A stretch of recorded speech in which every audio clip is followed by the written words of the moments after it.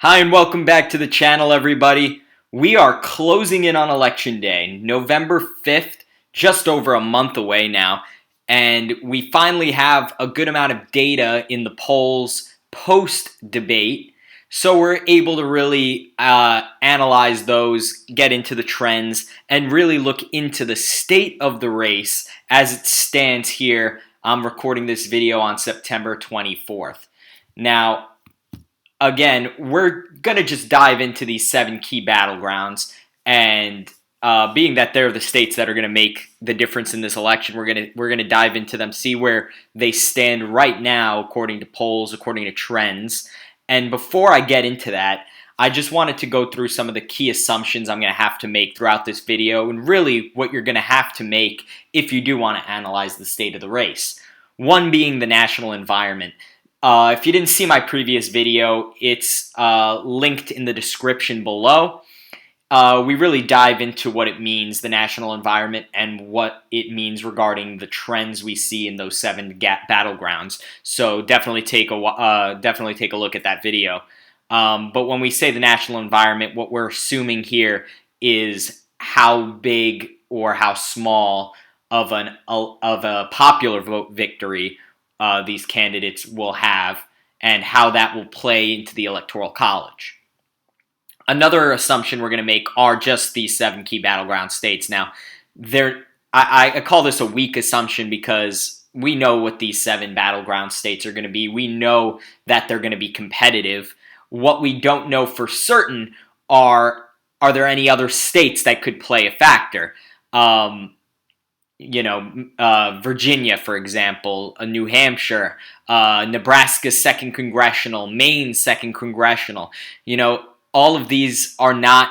We're not talking about these states, these districts, but they could play. They could, in theory, play a factor this election cycle. But what we're going to assume are the 7 battlegrounds making the difference in this election cycle. Not too much beyond that. Another one are state trends. When we talk about the state trends, we're going to talk about whether or not they're consistent trends, whether we see them growing or maybe even reversing this election cycle. And then finally, we're going to talk about polls. We're going to talk about the average of polls and the errors made in these polls, particularly in 2016 and 2020. We're going to see we're going to assume rather, if we have the same error, if the polls are going to be accurate to this polling cycle, or if maybe we encounter new errors in the polls come this election cycle. These are all assumptions we're gonna have to make, and we're gonna have to live with before we see what the results are actually going to be on November 5th. So let's first take a look at the national environment and what we're going to assume the national environment looks like. Back in 2016, the national environment was Hillary Clinton plus 2.1 points over Donald Trump. In 2020, Joe Biden grew that national margin to a Democrat, a D plus 4.5 over Donald Trump. So those were the previous national environments. Clinton plus 2.1, Biden plus 4.5, and currently as it stands in the polls on, again, February 24th, we have a national environment of Harris plus 2.3. How big of a difference is this? I'll tell you what, it makes the difference in the election. I think plausibly what we're looking at this election cycle, based on polls, based on previous data, what we're looking at is Harris plus 1 to a Harris plus 3 national environment.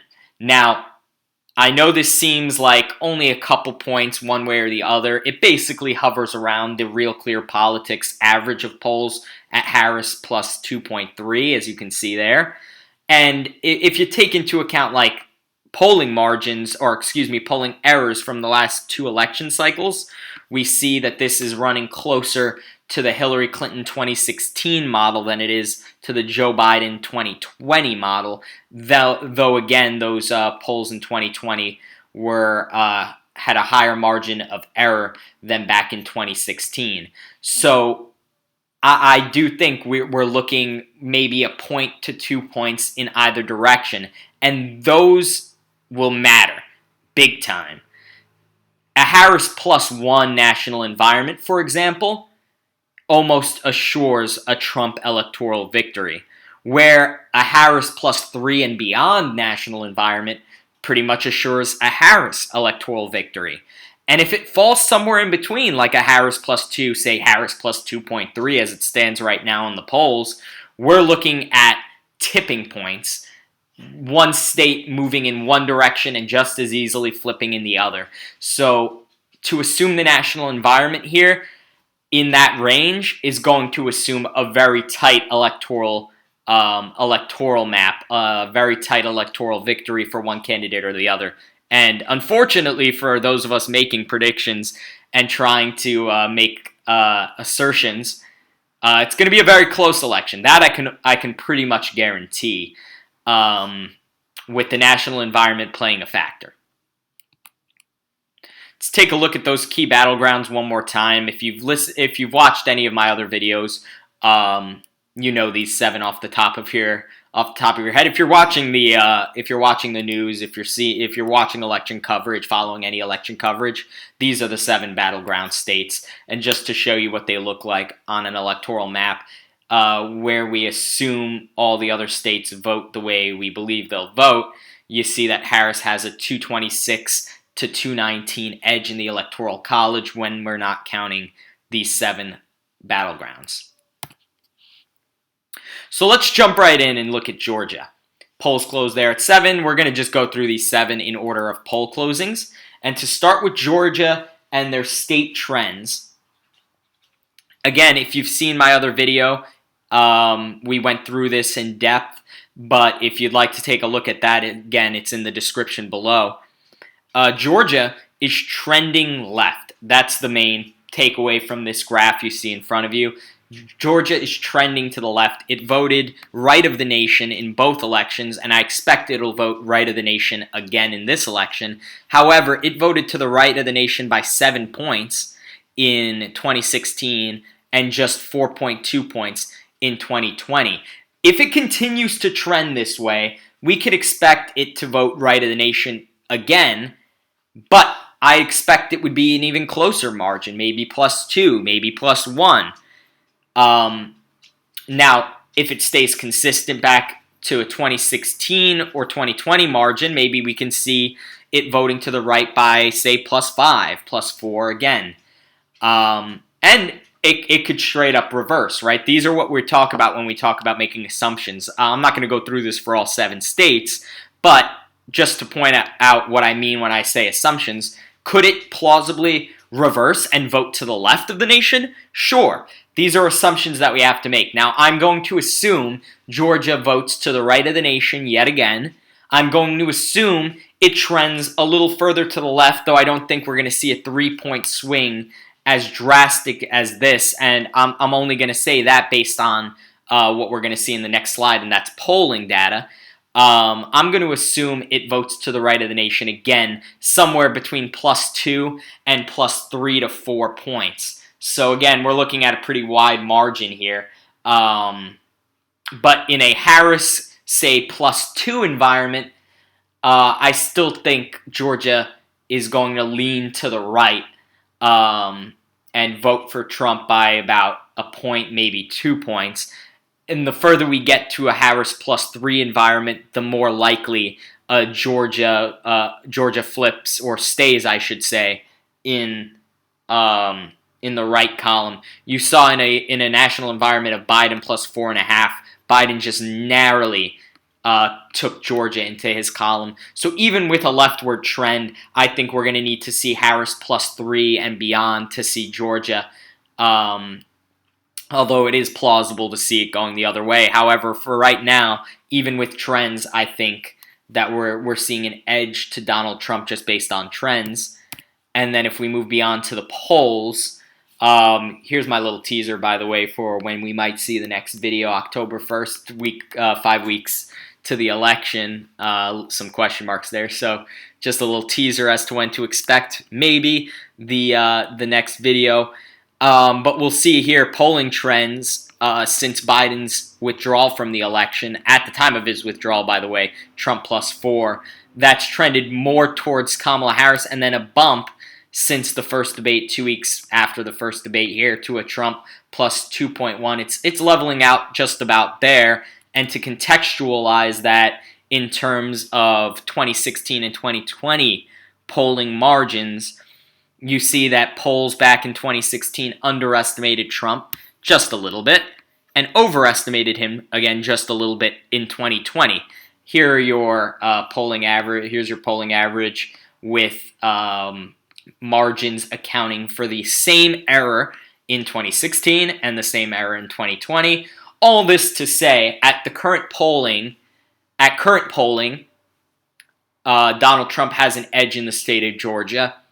Trends would indicate that Georgia is going to vote to the right of the nation, whether that's by a slim margin or a fairly large +4, +5 margin. That's yet to be determined, but we can fairly safely say that Georgia will vote to the right of the nation. So in an environment of Harris, say +2 or +2.3, tracking with the Hillary Clinton 2016 model, I think we're still looking at Georgia in Trump's column. And just to take a look at what that would mean for the state of the election or the state of the race, Georgia would bring Donald Trump's margin to electoral count to 235 to Kamala's 226. Taking a look now at North Carolina, polls closed there at 7:30. North Carolina, same as Georgia in this way.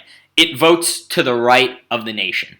It's voted consistently, however, if you want to go away from now the Georgia model, where Georgia is trending more to the left, or trended more to the left in 2016 or in 2020 from 2016. North Carolina has stood fairly consistent between the two. It voted to the right by 5.7 in 2016. It voted to the right by 5.8 in 2020, and that just makes an assumption all the easier. Now, again, could it trend one way or the other? Could it grow? Could it reverse completely? Sure, anything is possible. But if we're just making assumptions, the assumption here is that North Carolina will vote to the right of the nation. It will vote fairly significantly to the right of the nation. So even in a Harris +3 environment, I'd still say Donald Trump has a significant edge in North Carolina just based on trends. I expect it to vote to the right of the nation. I expect it to not matter in what we're expecting to be a tight national environment of Harris +1 to Harris +3. I think North Carolina will stay in Trump's column. Taking a look at trends, at polling trends, we see that polls have really been friendly to Kamala Harris and her campaign, showing Trump up before the first debate by just 1/10 of a point, ticking up to just 1/2 a point here on September 24th. Now, we're going to contextualize that for a second because I know that doesn't track quite with what I was saying before with, or at least the confidence that I have that North Carolina will be in Donald Trump's column. Here's more why. One, it does vote fairly significantly to the right of the nation, but we've also seen some tight polling averages back in 2016, back in 2020, both very tight, both by less than a point in Trump's column, and both of them, in both election cycles, they did go to Donald Trump by over a point. So again, tight margins, and if we're looking at, when we look at tight margins, we're basically looking to see what that national environment looks like, and that's kind of where I stand on that. So you look at the polls, they're basically in line with what we saw in 2016 and 2020. So if we expect North Carolina to behave like it did in 2016 and 2020 and vote to the right of the nation by around 5 to 6 points, or even if we go more conservatively, 3 to 4 points, I think it's a state that Donald Trump will hope to hold If Donald Trump cannot hold the state of North Carolina, that's going to indicate that might very well indicate a landslide for Kamala Harris, where we're that because again North Carolina votes among these 7 battleground states, it votes most to the right of any of the 7. So again, it would be a bad sign if he underperforms significantly in the state of North Carolina. But as of right now, I would say North Carolina is in his column. And with that being the case, it would tick his electoral college count up to 251. Just about 19 electoral college votes, just about exactly 19 electoral votes away from being named president-elect. Taking a look now at Pennsylvania, polls closed at 8. It is the most important battleground state in my estimation. There's so many cases you can make for different plans, different combinations of states that add up to an electoral college victory for both Harris and Trump. But the one state that really makes a difference, that you really could make so many combinations off of, is the state of Pennsylvania. Pennsylvania being in either candidate's column would be monumental. And if you take a look at how it's trended, it's actually trended just a bit to the right, about a half a point to the right between 2016 and 2020. I'm not reading ultra far into that. However, it does vote or has voted fairly consistently to the right of the nation by about 3 points. So again, in a very tight Harris +1 to Harris +3 national environment, you're going to hear me repeat that same phrase over and over throughout this video. But in that extremely tight national environment, you see just a prime example of how Pennsylvania is that exact tipping point state. Votes about 3 points to the right, or it has voted about 3 points to the right in both of the last 2 election cycles. If it behaves the same way, well then a Harris +2 national environment might not be enough to turn Pennsylvania, to keep Pennsylvania blue. However, a Harris +2.5, a Harris +3 national environment, well then we might just see it tilt into her column, and that again could be the difference in the election. Taking a look at polls, yeah, if you wanted polls to tell a different story other than Pennsylvania is tight and a tipping point state, well, you're not going to get it. The polls have basically told the exact story that we're looking at here, even before the first debate. Just up in Trump's column, tilted towards Trump's column on September 17th, about a week ago, and now it shows Harris by about half a point. To contextualize the polls, again, we saw Clinton leading by about 2 points in the final Real Clear Politics average of polls. Donald Trump ended up winning by less than a point. We saw Biden up by about a point, and Biden ended up winning by a point. So, yeah, based on polls, based on polling error, this state could go either way. In a tight national environment like we're looking at now, where Pennsylvania already votes to the right of the nation by about 2.5 to 3 points, I think if we're expecting that, I think this state is right on the edge. Harris would probably like to be polling a little better than half a point. Right now, I think it's a 50-50 with just, with just a lean, a very, very small lean for me of Pennsylvania in Trump's column.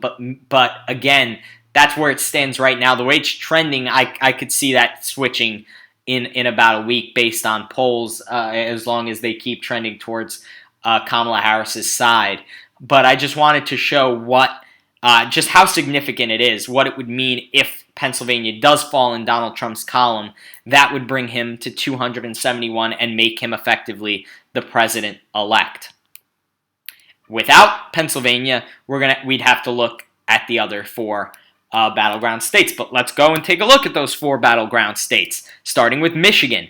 Now, Michigan is definitely one that votes farthest to the left of the national average among these 7, or at least among the three upper Rust Belt states of Michigan, Wisconsin, and Pennsylvania. So remember how I said if North Carolina falls into Kamala's column, that would spell doom for the Trump campaign? Well, if Michigan finds its way trending towards Trump's column, whether that means Harris wins it by less than a point or Donald Trump wins the state outright, I think that spells doom for the Kamala Harris campaign, because it does vote to the left of the aforementioned states. It also votes to the left of Wisconsin and Arizona. So we're looking at as close to a Trump landslide as we can probably get in this electoral environment if Michigan goes his way. As you see, it's voted to the right of the nation, but by just about 2 points. So a slim but significant margin. And certainly, you'd like to see, if you're Donald Trump, a friendlier electoral a friendlier national environment in general, but especially for the state of Michigan, he's going to rely on Harris +1 to Harris +2. That would be the sweet spot for him to possibly pick off Michigan in a national environment of Harris +2 and beyond. It's going to be a very, very hard thing for him to do. Taking a look here at polls, since Biden's withdrawal, it's been in Harris's column by about a point fairly consistently. What that means in terms of polling average, well, if Donald Trump wants this state, he's going to need to either one, hope for polls to start going his way a little bit more and get this down to below Harris +1.5, or he's going to need a similar polling error to 2016. Although if polling errors do fall in this range, again, we're looking at Donald Trump hoping to pick it off in a friendlier national environment. Going on to Wisconsin, just to put a bow really quick, I'll advance the slide, but to put a bow really quick on Michigan, at this stage in the election, Michigan right now would fall in my belief in the Kamala Harris column. Now taking a look at Wisconsin, again a state that is voted to the right of the nation, voted about a point more to the right in 2020 than it did in 2016. A good trend for the Trump campaign, something that he's going to rely on, especially when you take a look at the polls, something he's going to need to rely on a repeat. He's going to need Wisconsin to stay trending to the right, and with that margin, we're looking at a pretty friendly margin for a pretty friendly environment statewide for Donald Trump, a state that he would like to flip back into his column, a state that has voted more to the right than both its Rust Belt counterparts, Michigan and Pennsylvania. So,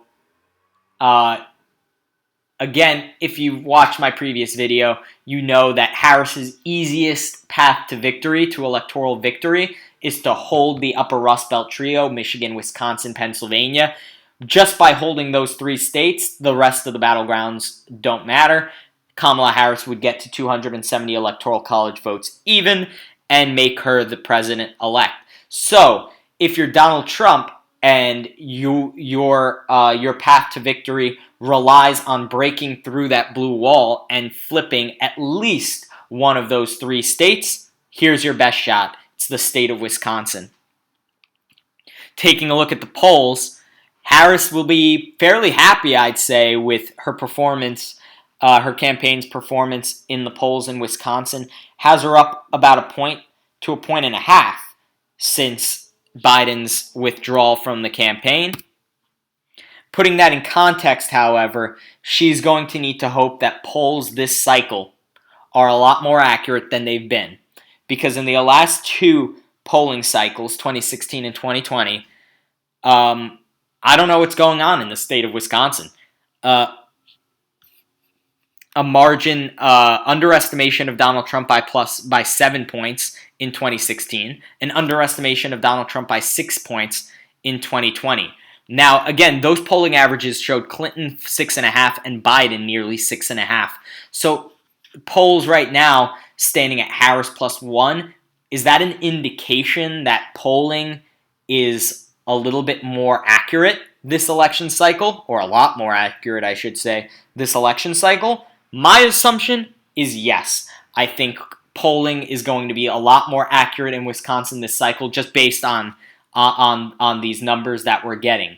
However, if we do make the case that Wisconsin's polling is just no bueno, then look at these margins if we get similar errors. Not good for the Harris campaign.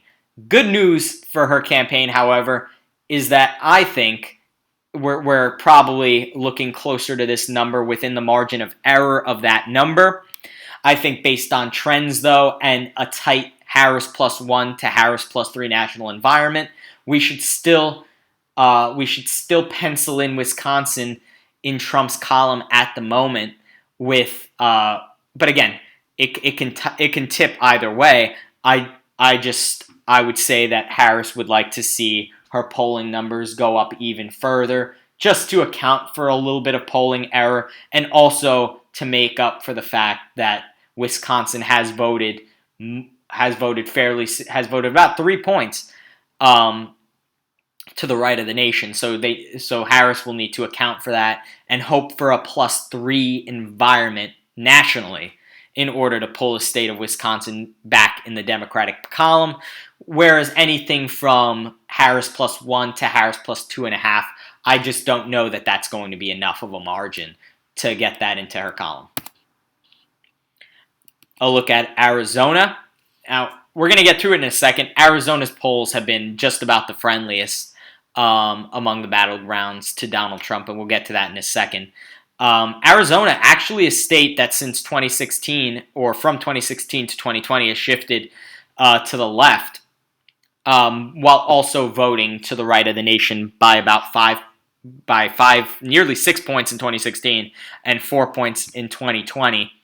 If we account for a leftward shift, if we account for that to stay consistent, maybe we're looking at Arizona voting 2.5 to 3 points to the right of the nation, which in this national environment, again, Harris +1 to Harris +3, well, it could be very tight in Arizona. However, my assumption is that we see more of a regulation, less of a leftward trend. And again, this is just basing my assumptions off of now the polling averages, which you're going to see in a second. I actually think that Arizona will vote to the right of the nation by around these numbers, 4 or 5. I don't know about 6, but I think about 4 or 5. So in a Harris national environment that we've listed, I think it's a state that's going to be friendlier to the Trump campaign. And just like I mentioned, looking at the polls, it was strong. It was a strong number, Trump +6.1 at the time of Biden's withdrawal. Since then, obviously, as all polls have, it's tightened up, but it stood in Trump's column by over a point. That's just about that's fairly significant. That's just about where Donald Trump wants to be in the polls. If you look at context here, he led by +4 in 2016. He ended up winning the state. He was trailing by about a point in 2020. He lost the state by less than a percentage point, less than half a percentage point in 2020. So a Trump lead in the polls by any margin, but especially +2 and beyond, is a very, very good sign for the Trump campaign in the state of Arizona. And lastly, let's close it out with the state of Nevada, the only state that voted the same in 2016 and 2020, both voting for the Democratic candidate, voting for Hillary Clinton in 2016 by about 2.5 points, doing the same for Joe Biden in 2020. All the other 6 states voted for Hillary Clinton in one election, excuse me, I'm going to have to amend what I said. North Carolina also voted the same way in 2016 and 2020, voting for Donald Trump. Nevada is the only state among the 7 that voted for Hillary Clinton and Joe Biden. That being said, Nevada in 2016 actually voted to the left of the nation. It voted less than a half a percentage point, sure, but it did vote to the left of the nation in 2016. It voted to the right of the nation in 2020 by about 2 points. However, and that again, if we're showing a rightward shift, that's a rightward shift of about 2.4 points. So that's fairly significant. Donald Trump is going to need that trend to continue to work in his favor in this environment, because just a margin of +2, just a shift of +2 in favor of Donald Trump in an environment where we're looking at Harris +1 to Harris +3, well, that puts it square in the middle. And if Donald Trump is looking for it to tip in his direction, he's going to need a Harris +1 to 1.5 national environment if he wants to pull the state of Nevada in his column for the first time in 3 bids. Or he'll have to hope Nevada swings even further to the right of the nation by, say, R +3, R +2.5 even, to get in his column if we are in a Harris +2 environment. Taking a look at the polls, Donald Trump led by nearly 6 points at the time of Joe Biden's withdrawal. Since then, it's been in Harris's column by 1 to less than 1, 1 to about a half a percentage point. And just to take that into context, in 2016, Trump actually led by almost a point, almost a full point. He lost by about 2.5. He lost by about 2.5, as we said. So that actually showed a polling bias towards Donald Trump, which is rare among those 7 battlegrounds. Polls were fairly accurate. Almost, if you don't take percentages into account, just by margin, polls were accurate in 2020, showing 2.4 and 2.4.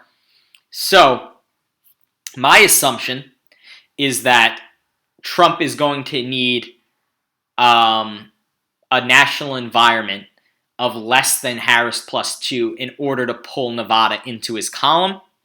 He is also going to benefit from better polling numbers. I'd say the polling average right now, less than half a percentage point, is good, and it's still relying, if you're Donald Trump, on a friendly national environment. But I'd rather be the Harris campaign, at least in the state of Nevada right now. It looks like a state she should hold, given the numbers right now. And again, like I mentioned with the previous 6, all of this can change based on what we see come the final stretch of this election cycle. But that'll do it for this video. If you liked it, drop us a like, subscribe, and keep up with us as we get into this final stretch. We're going to take a look at these states again, at the state of the race again, as we get more numbers, as we get closer to November 5th. And then, of course, I'm going to have an official predictions video coming out within a month to go before November 5th. So definitely be on the lookout for that video.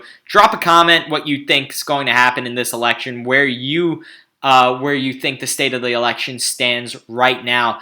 Again, I think it's very tight. I think you're looking at, especially in the states of Wisconsin, Georgia, Pennsylvania, we're looking at very, very tight numbers. And while I could assume that they go one way or the other just based on where they've gone in the past, there's just no real definitive way I can put my finger on any of the 7, but particularly those 3. So I definitely expect some discourse. I expect some disagreement. But all said and done, I think you can make the argument one way or the other, and I'd love to hear what you guys have to say. I'd love to hear you make the argument one way or the other, and do that in the comments section below. And again, take a look at my last video for more context into the trends and the national environment. And enjoy. This election cycle is getting more and more exciting as we head down to the final stretch.